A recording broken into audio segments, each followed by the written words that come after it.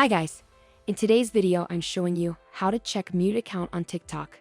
The process is straightforward and effortless, but before starting the process, make sure your TikTok app is up to date. And if it's not, go to your Apple Store or Google Store and update it from there. Now open the TikTok application. After it opened, take a look on the right bottom. You can see a profile icon, tap on it, and move to profile.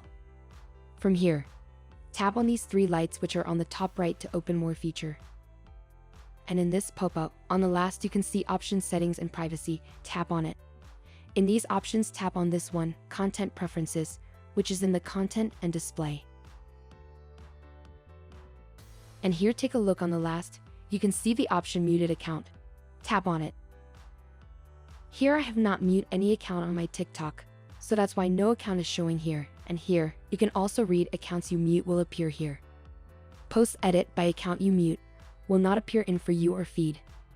So it was the benefit of using mute feature, but I have not muted any accounts, so that's why the list is empty. So by using this method, you can check your muted account on TikTok.